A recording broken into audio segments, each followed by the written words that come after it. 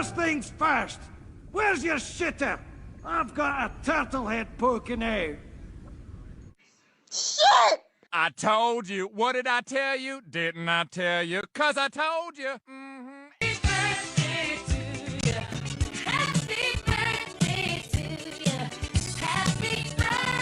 I'm going on an adventure!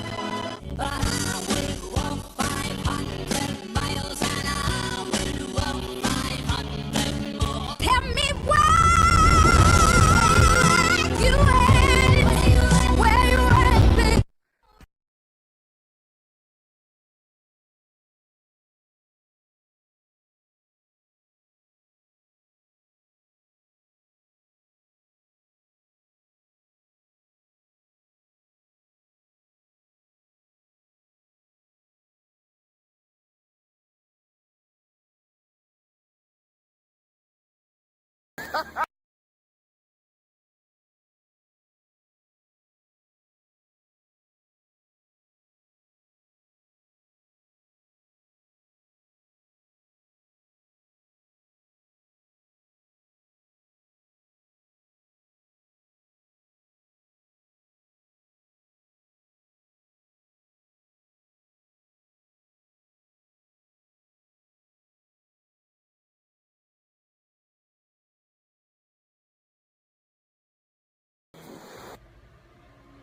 It'll be fine, nothing to fear. She'll be as happy as she was here. Things have worked out much better than planned. It makes you smile when fate takes a hand. And maybe I'll forget how much she meant to me. And how she was almost calling me baby.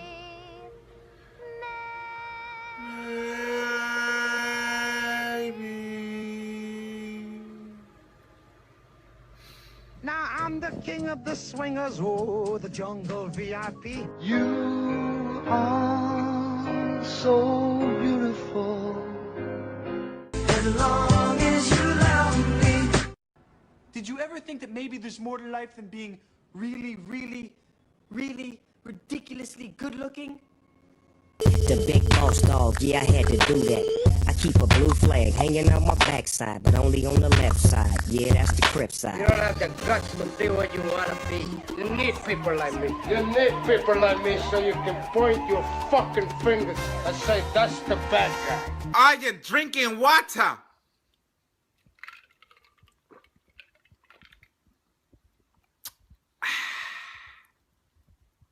Oh my goodness, it's snowing! Let's party!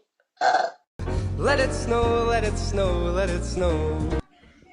You know, school. Fucking shitting, motherfucking assholes. A motherfucking shithead home again. I love that you are the last person I want to talk to before I go to sleep at night. It's time to go to bed.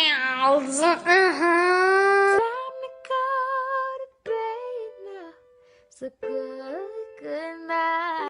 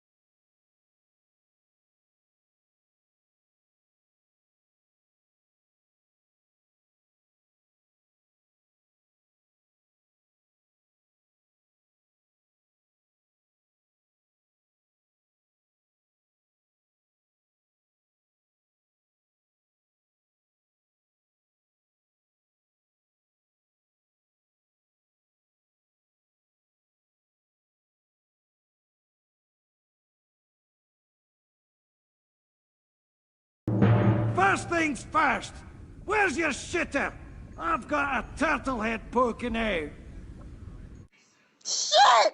I told you. What did I tell you? Didn't I tell you? 'Cause I told you.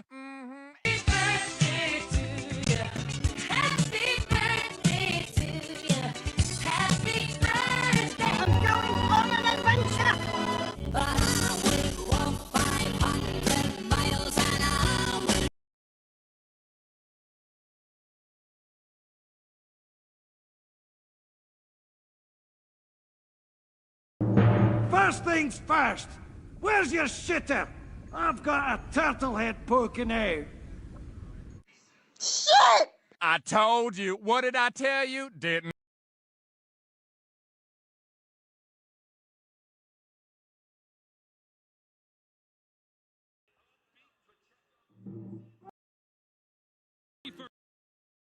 Angeles.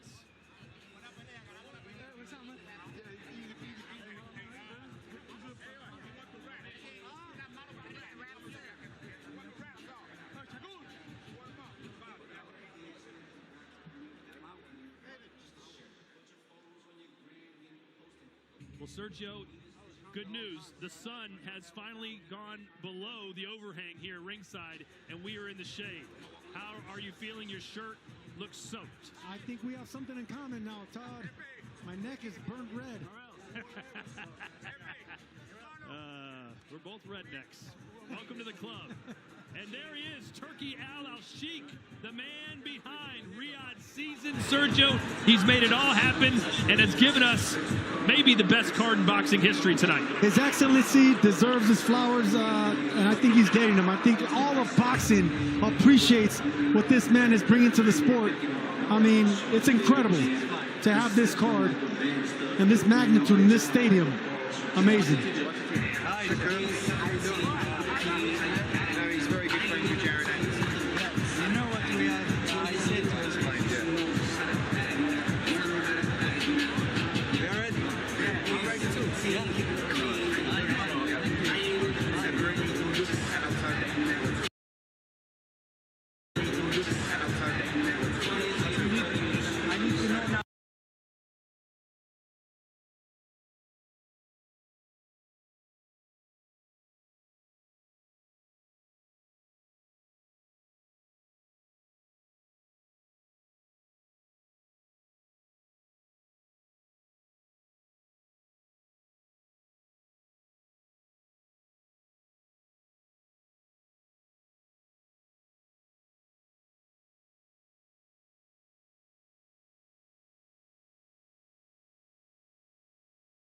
The one organization, umbrella, the UFC, one umbrella. And now it seems, even though in boxing it is fractured, it's not under one umbrella. We got one wallet, one guy with the money bringing it all in, paying everyone to get the best fights, and the fighters have no choice but to take the best fights. They're all promoters to work together.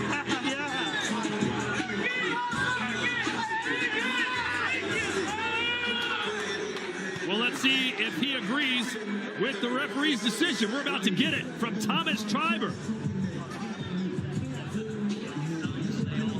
Ladies and gentlemen, after 12 rounds of boxing, we go to the judges' scorecards. Judge Jesse Reyes scores it 118 to 110, and both judges, Patricia Morris-Jarman and Zachary Young, score it the same, 117 to 111, all in favor of your winner by unanimous decision.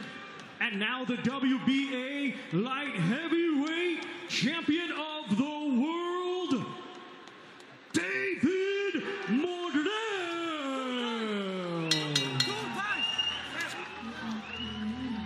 117, 111 sounds good to me. I think a 116, 112 was probable, but like you asked me earlier, Todd, I don't think Kalajic did enough to win the fight, but he did enough to win the respect of David Morrell and the fans here. So David Morrell, 11-0, but he didn't get that knockout that he wanted, but he does make a successful debut at 175 pounds. We gave him a little grief, Sergio, for this performance, but overall, how would you rank it? Wait a minute, we're not the only ones giving him grief. Ronnie Shields was giving a lot of grief as well. I mean, it's constructive criticism. But to get to your point, it's a solid C plus because he never stopped trying to looking for the knockout.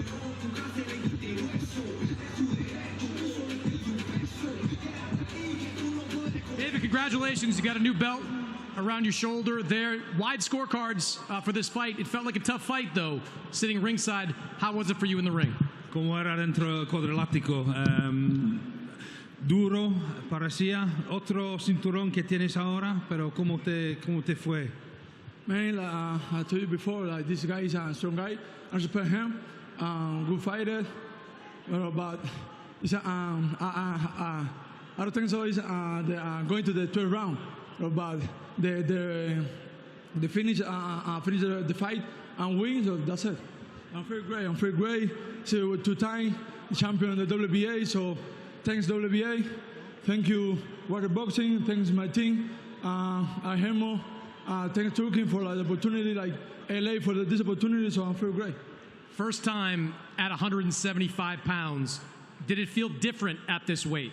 Yeah, of course. I'm feeling more strong. The punch is more strong, but I'm feeling good. I'm feeling more fast. I'm feeling more strong. Like, so look at me. You know, that's it. You've knocked out guys at smaller weights with the kind of shots you were throwing tonight. Are you surprised he was able to take your power? Te sorprendió que podía con tu potencia porque tú has hecho knockout contra otros a otros pesos. ¿Te sorprendió su actuación? No. For nothing. For now, it surprised me because it's 7 more pounds. You know, like everybody this division is more strong. So I'm feel you know, like a little bit side because every time I knock out, everything fight before is for knockout. But like I'm feeling happy too. Like my running the corner happy, like my team happy. So I'm great. First fight at 175. What do you want to do next? Right now. Next is my baby, my family is right here, so you know, that's it. What about, I want a 175, I want a Benavides, so him, everybody knows, so it's him. It's him, I want him. What about different guy coming, like, I don't care, you know, I'm ready for everybody 175. In my second division, it's my second house, so they coming here for every time. Why is that Benavides fight so important to you? It's not important, you know, it's only for I want to clear like everybody, like I'm the best.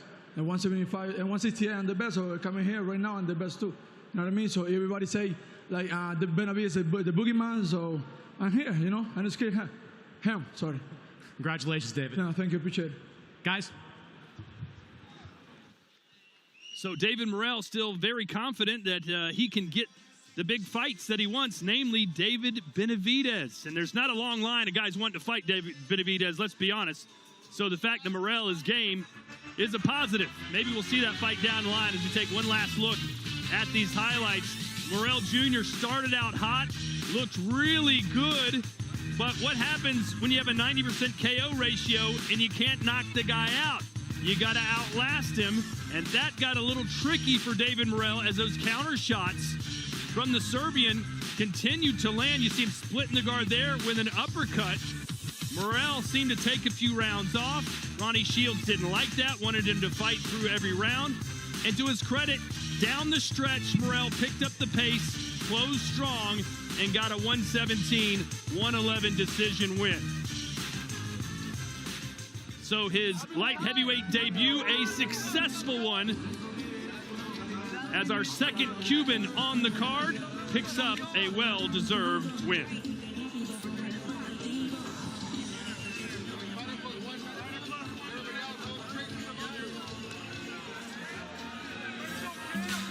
So here's our main card.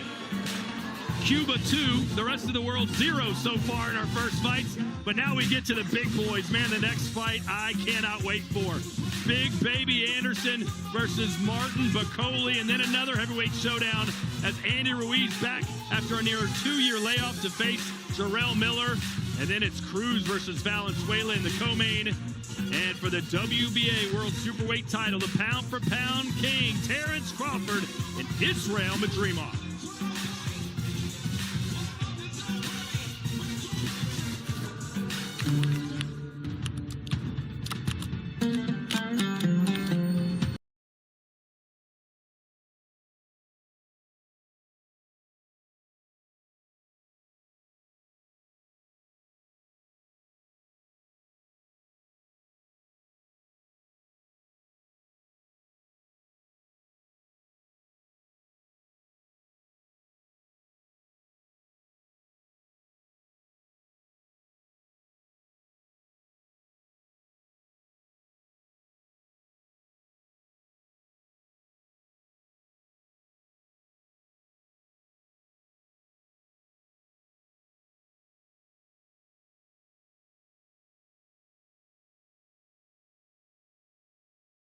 avoided heavyweight in the world. Is it now time to prove why that is the case? It's very big time now. Anderson is number one right now in America. He's a good boy. So it's time now to prove, like you said. Martin Bakole, what do you know about him? He's tough. Anything else? He's tough. What kind of fight are you expecting from him? A tough fighter. You know, somebody to come forward, somebody to want to be a bully. He said he's going to stop me. He said he's going to knock me out. So I'm cool. I'm waiting to see that. Can't wait. Do you think that's all talk? Or do you think he's actually going to come out and try to stop you? I hope he do. But, I mean, everybody don't back up what they say, so we shall see. I told you from the beginning, knockout point, I'm going to win. But no one was standing before Martin Bakole without him going down.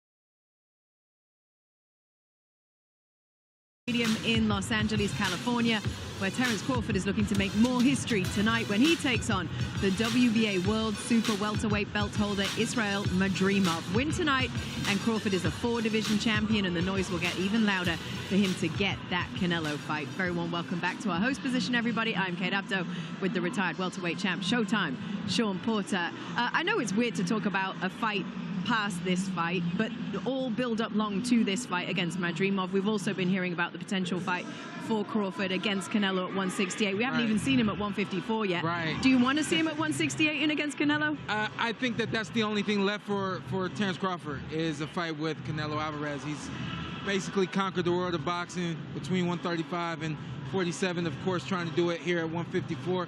There's no bigger name in the world for him.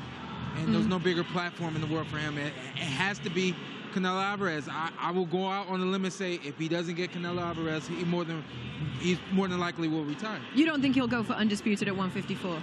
I could see him going for undisputed if he's not able to get the fight with Canelo Alvarez. Of course, we just need Canelo to say okay, and we need Canelo to not make that number so large that he prices himself out.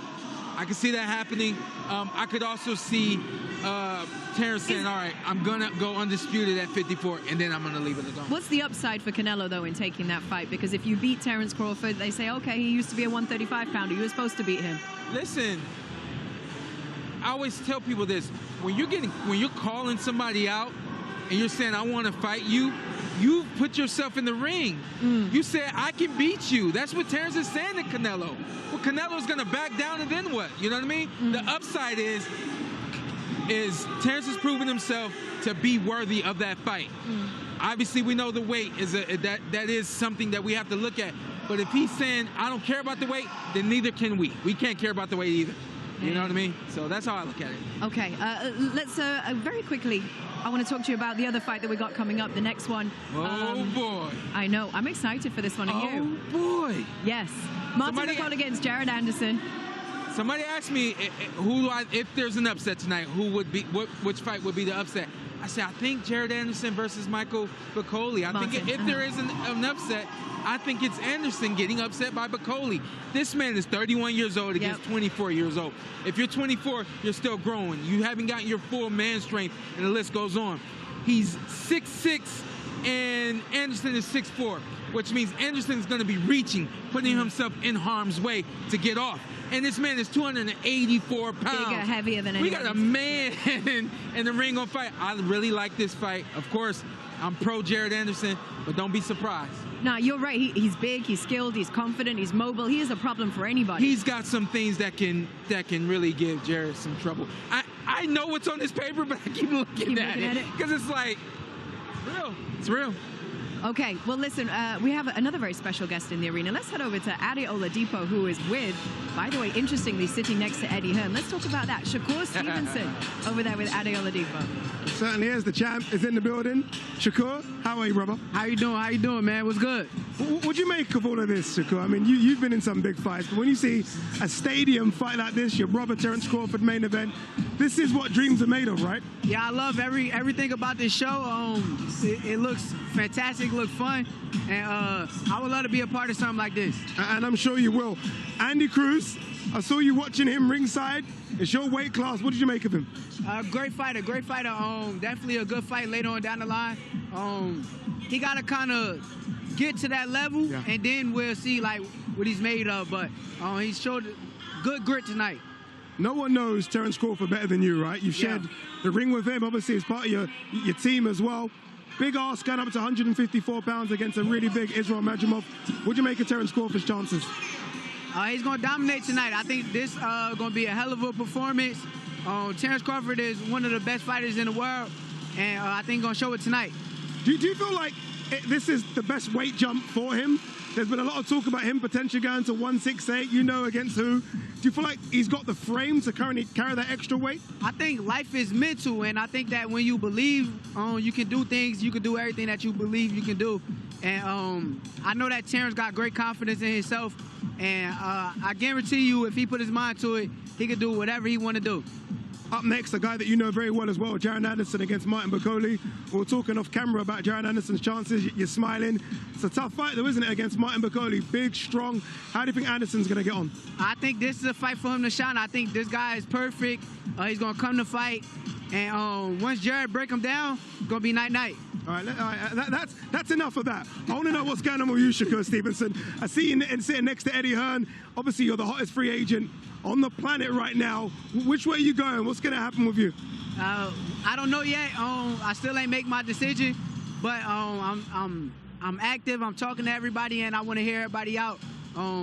Which is fair. Yeah. It's going to be an amazing journey, though. Yeah. Everyone over here is saying one name: Tank, Tank.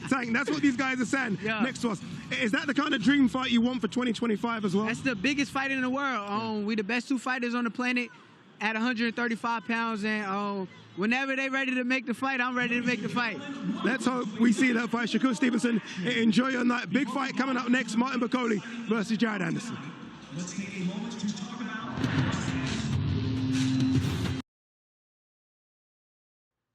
What's going on, YouTube? It's your boy Tony Smiles, and we're ready for Jared Anderson to come out, big baby, and see if he's going to get some.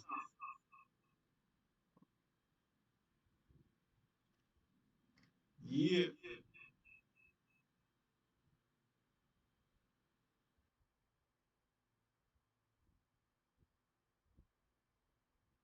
They had a weigh-in yesterday. Machine tonight and Martin Bakole. Yeah, there are levels to this game, and Jared Anderson is about to jump up another level. Martin Bakole, one loss on his resume. That was a knockout to Michael Hunter, but he has won 9 fights in a row, and Jared Anderson is going to get tested in this fight. He's looked really good so far in his young career. Has a win over Charles Martin a few fights ago, got a win over Rihad Murhi earlier this year, but this is a different kind of test. He's going into this fight, guys, with a new trainer in his corner. There you see Sugar Hill Stewart, only been around Jared Anderson for the last 4 weeks. And Sergio, as you know, sometimes with the new trainer, there can be an adjustment period. No, it's always the case, but if you're going to adjust, you're going in the right direction with Sugar Hill there. But when it comes to an athletic fighter, you know, Anderson has the legs, has the footwork, the jab, the body shots. But Coley, on the other hand, that monster right there. Jeez, listen to the pads. I mean, you could just see, he doesn't need to hit you cleanly to really beat you up and beat you down. That's a monster right there. There's a monster heavyweight match. Let's get ready to, as they say, rumble in LA, because that's what these two guys are prepared to do. 252 pounds for Anderson, 284 for Martin Bakole. So much on the line for the winner of this fight. 10 rounds in the heavyweight division. 6'4" to 6'6". 2 and change on both. We continue with the big boys of boxing, the heavyweight division. Let's first welcome the challenger, Martin Bakole. Let's go. Let's go. Somebody's going to get heavy-hitting monster from Congo. He's a killer. Who now resides in He's a killer Scotland. from Congo. Oh my God, he's Boy, killer. Sergio, what an calling it intimidating down the man middle. just being I got my around red him shirt all on. week. You're Let's thinking, go. how is Red Anderson shirt. going to handle the pressure and power of Bacoli?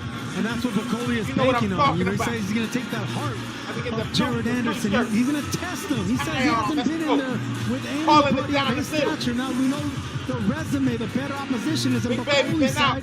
And he's He has going to some legal test issues. the resume Let's see if he's of focused. Anderson and the chin and the heart of Jared Anderson He had a tonight. gun Yeah, charge this is the gamble and, that Martin couple Bacoli of is making. DUIs. He really believes that when the But he's going in the gets ring tough working, for so let's Jared go. Anderson, he Let's is go, going to big fold. baby. Now, we've never seen Jared Anderson face the kind of adversity Martin Bacoli could potentially bring. But if you go back to that heavyweight fight he had against Charles Martin, It's Charles Martin, unbelievable. a faded former champion, but a big It's guy. unbelievable. 5th round of that fight, Martin had Anderson hurt, so you have to wonder if Bacoli gets him hurt, will he be able to finish him?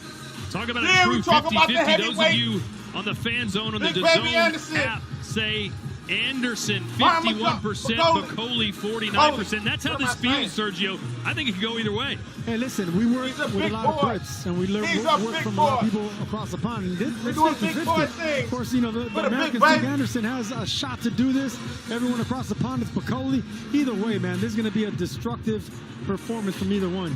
Bacoli turned pro The when stadium ain't Jared even Anderson was filled yet. 14 years old. He won't even show up yet. We saw him in October of last year against They Carlos in LA Takam, too. and he absolutely destroyed the So they looking to 42-year-old pack it in. gatekeeper. Did you learn anything from that? Well, that They Martin got a Bacoli big still has car great power, and a that's big for sure. baby He's also a coming very out next. active puncher. You see Yes, this guy's let's go. body, you You think got- maybe who he's you just got? a one-punch, Comment. Go blunt ahead. force knockout artist, Come but he on, throws let's a go. lot of punches in his The fight, light button at especially to the least. body. So in every possible way, Bacoli Let's is go, going to let's test go. Jared Anderson tonight. I'm giving you the play-by-play right here. I'm playing referee tonight. Let's go. We're calling it down the middle. We're calling it down the middle. Knockdowns and everything.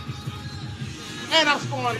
And I'm scoring. Welcome, the undefeated Let's go. defending champion, Jared, the real big Baby Anderson! Let's go. Let's go. Oh. Now he walking out by himself, man. Where the crew at? Jared Anderson, is he ready for a fight of this magnitude? At the age of 24 years old, he said Turki Al-Sheikh called him directly and said, would you fight on this card? And he said, yes. He said, well, who do you want to fight? And he said, yes. Basically, I'll take anybody you give me. And he said, what about Bacoli? And here we are, Sergio. He said he fight anybody. If you were Jared Anderson, would you have said yes to Bacoli? Hey, if you're in a, getting you paid, have aspirations of he's gonna becoming say the heavyweight yes. I'm champion, gonna you say got to yes. go through fighters like Martin Bacoli. The So odds you are paying have to, good money. especially on this big stage. I mean, where all eyes are going to be on you in front of His They got Excellency. Crawford and Canelo coming Absolutely, up. I would have said Crazy. yes. And I'll say this.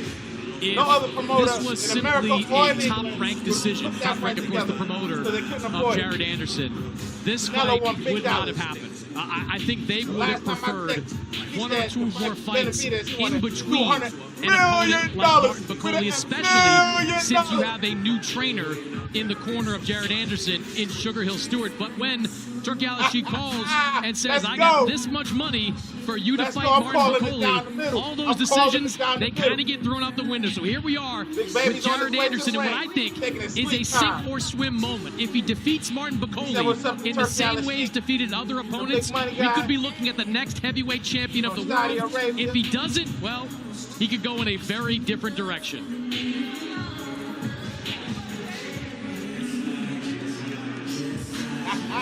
Let's go. Let's go.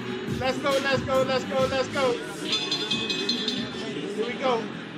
Ladies and gentlemen, this bout is scheduled for 10 rounds, and it will be for the WBO International and vacant NABF Heavyweight Championships. Brought to you by Riyadh Season and the General Entertainment Authority, GIA, and promoted by Eddie Hearns, Matchroom Boxing, Frank Warren for Queensberry Promotions, Sella and Gold Star Promotions in association with Bob Arams, Top Rank Incorporated, and Boxer.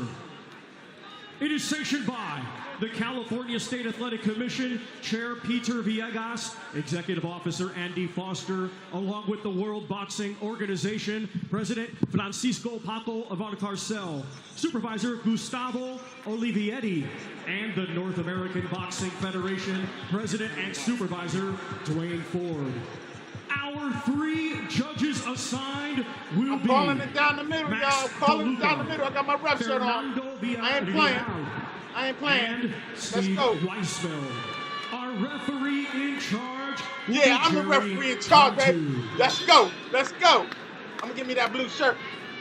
Gotta give me that blue shirt. Introducing to you first the challenger fighting tonight out of the red corner. Out of the red corner. Black and gray tartan trunks and weighed in officially at 284.4 pounds. 284.4 pounds of main flesh that needs to be destroyed, or he will destroy. Let's go. Brings a professional record of 20, one loss, 15 by way of knockout. Let's go.